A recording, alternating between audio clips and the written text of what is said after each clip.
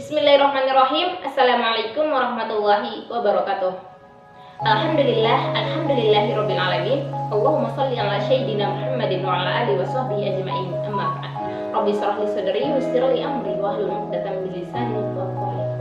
Alhamdulillahirabbil alamin. Perkenalkan, nama saya Sri Markusawati Alsana, NIM 2061118-027. Saya seorang mahasiswi pendidikan fisika Fakultas Tarbiyah dan Keguruan Universitas Islam Negeri Al-Uddin, Makassar. Di sini saya akan menjelaskan teori singkat, materi singkat saya yang berkaitan dengan random walk dengan distribusi binomial. Nah, langsung saja. Di sini saya akan menjelaskan yang pertama adalah random walk itu sendiri. Random walk merupakan suatu fenomena alam yang secara asal dalam kehidupan kita sehari-hari tanpa kita sadari, yang kehadirannya itu hanya dapat dinyatakan secara probabilistik. Sehingga dengan demikian, maka kita bisa katakan bahwa random walk itu sendiri merupakan suatu teori probabilitas yang mengatakan bahwa pergerakan sebuah partikel itu bergerak secara random. Yang dimaksud dengan random di sini adalah secara acak itu sendiri.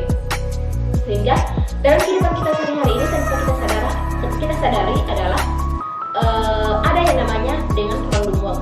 Contoh sederhananya dalam kehidupan kita sehari-hari, misalnya ada seorang pemabuk. Kita bisa lihat sendiri ketika ada seorang pemabuk.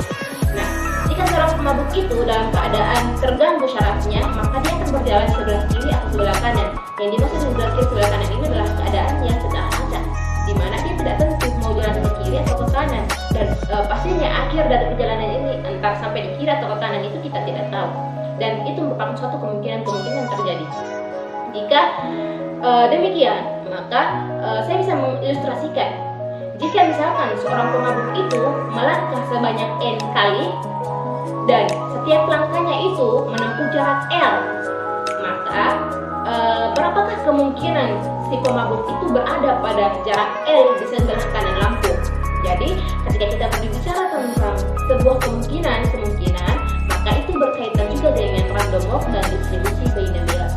Sehingga pertanyaannya tadi, ilustrasi saya tadi, bahwa berapakah kemungkinan si pemabuk itu berada pada jarak L di sebelah kanan lampu? Nah, ketika ditanyakan berapakah kemungkinan si pemabuk itu sampai atau berada pada jarak L di sebelah kanan lampu, maka di sini kita bisa tentukan langkah si pemabuk itu. Nah, ketika dalam langkah total seorang pemabuk itu kita tentukan dengan N, maka ada yang namanya langkah ke kanan dan langkah ke kiri. Nah, jika dianggap kita misalkan N1 itu sama dengan langkah ke kanan dan N2 itu sama dengan langkah ke kiri, maka yang dimaksud dengan N total tadi itu adalah N sama dengan N1 tambah N2. Yang dimaksud dengan N1 tambah N2 adalah N total tadi sama dengan N1 yaitu langkah ke kanan ditambah dengan N2 yaitu langkah ke kiri.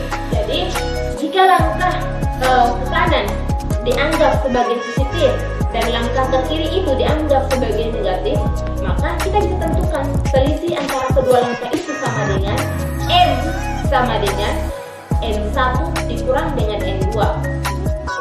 Nah, ketika persamaan satu tadi N sama dengan N1 ditambah N2 dan digabungkan dengan N sama dengan N1 dikurang N2, kita bisa dapatkan N sama dengan 2N1 dikurang dengan N.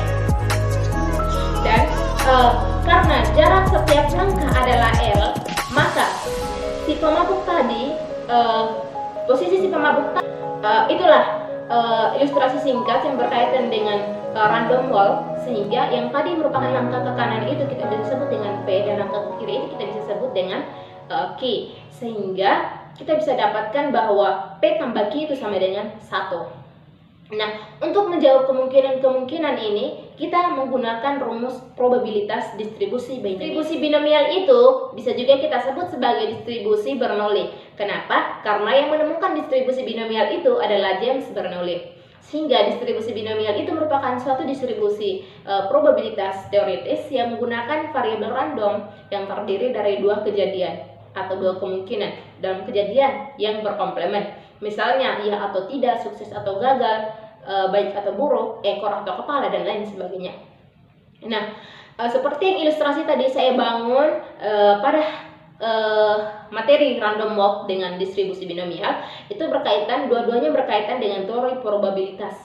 Yang dimaksud dengan teori probabilitas itu sendiri teman-teman, itu kalau yang saya pahami bahwa teori probabilitas itu berbicara tentang ketidakpastian yang berusaha untuk merupakan suatu teori yang didefinisikan sebagai peluang atau kemungkinan suatu kejadian, sehingga kita bisa temukan itu dalam kehidupan kita sehari-hari tanpa kita sadari. Misalnya, dalam kehidupan kita sehari-hari, kita sering dihadapkan dengan berbagai pilihan yang kita harus pintar memilih jika kita dalam keadaan seperti itu. Misalnya, dalam kehidupan kita sehari-hari, kita ingin bepergian. Pada saat kita ingin bepergian, kita akan diperhadapkan dengan suatu masalah pada saat langit akan mendung. Maka ada dua kemungkinan yang terjadi, di mana langit akan hujan, atau kemungkinan besar hanya mendung dan tidak akan hujan. Nah, untuk menjawab kemungkinan ini, statistika mengambil peran yang kita sebut dengan teori probabilitas. Dalam distribusi binomial ada beberapa syarat yang harus dipenuhi. Di sini saya akan menjelaskan 4 syarat yang dipenuhi pada distribusi binomial. Yang pertama adalah syarat yang pertama yang seperti tadi yang saya katakan, menjelaskan pengertiannya, bahwa syarat yang pertama ini adalah setiap percobaan itu hanya memiliki 2 peristiwa, yakni misalkan dia atau tidak, sukses atau gagal, kepala atau berekor, dan sebagainya. Yang intinya adalah 2 kemungkinan yang terjadi atau 2 peristiwa. Selanjutnya adalah probabilitas suatu peristiwa itu tetap atau tidak berubah. Misalnya, ketika kita melempar koin, maka probabilitas yang terjadi adalah 1/2. Ketika kita melempar koin kembali, maka 1/2. Tidak berubah 3/4, 4/5, dan seterusnya. Terus yang ketiga adalah percobaannya itu bersifat independen. Yang dimaksud dengan independen ini adalah antara percobaan satu dan percobaan kedua itu tidak saling berkaitan atau tidak saling mempengaruhi. Terus yang keempat adalah jumlah atau banyaknya percobaan. Atau banyaknya percobaan itu yang merupakan komponen percobaan itu harus tertentu. Mungkin lebih jelasnya itu nanti saya berikan dalam bentuk contoh soal. Nah teman-teman, ini merupakan contoh soalnya, dimana bunyi soalnya adalah di alun-alun yang datar si pemabuk bergerak 4 langkah dan setiap langkah 25 cm. Tentukan A, probabilitas dia berada di sebelah kanan lampu. Yang kedua, sebuah langkah yang mungkin dia buat. 3, probabilitas pemabuk berada 1 M di sebelah kiri lampu jika dia bergerak B langkah. Nah, di sini yang pertama kita langsung jawab ya. Itu tadi seperti rumus yang tadi saya katakan, M sehingga 50/25 itu sama dengan 2. Yang kedua, M yang tadi selisih dari langkah N1 kurang N. N ini jumlah ya, jumlah langkah total. Maka bisa didapatkan M-nya ini adalah 2. Jadi sehingga bisa didapatkan bahwa M sama dengan 2N1 dikurang 4. 4 ini langkah awalnya.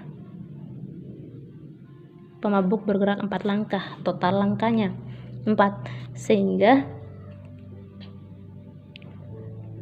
2N1 sama dengan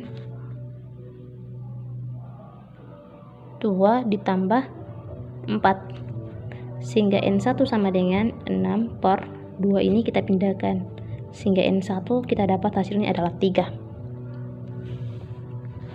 Yang kedua,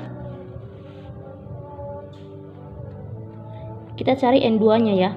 N2 nya lagi, N total kan tadi N1 ditambah dengan N2, sehingga N totalnya tadi 4, N1 nya kita sudah dapat 3 tambah N2, sehingga N2 nya sama dengan 1. Dimana didapat 1, 4 kurang 3 sama dengan 1.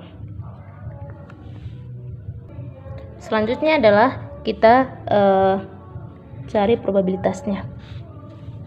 Maaf teman-teman, tadi saya lupa untuk menulis rumusnya. Rumus probabilitas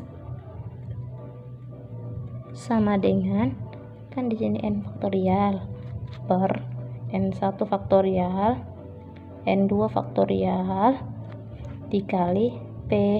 P kan tadi langkah ke kanan sama dengan Q langkah ke kiri pangkat n2. Jadi di sini kita bisa dapatkan hasilnya bahwa n faktorial ini kan n kan 4 per faktor sama dengan n1 kan 3, n2 tadi dapatnya 1 faktorial dikali P pangkat 3, n1 sama dengan 3 dan Q pangkat n2 sama dengan 1. Sehingga 4 faktorial ini kita dapat hasilnya adalah 24. Dan 3 faktorial dikali 1 faktorial ini dapat hasilnya adalah 6. Dan P ini 1/2 pangkat 3 dan 1/2 pangkat 1. Sehingga bisa didapatkan 24 bagi 6, 4 kali 1/8. Ini pangkat 3 kan 8 kali 1/2. Jadi 4 dikali kita samakan penyebutnya, kita dapat hasilnya 1/16 ya. Nah, di sini kita bisa dapatkan hasil menjadi 0,25. Ini kita kalikan. 4 kali 1, 4 bagi 16, 0,25. Ya, itu mungkin teman-teman. Mungkin hanya itu yang dapat saya sampaikan dalam ulasan materi singkat saya kali ini.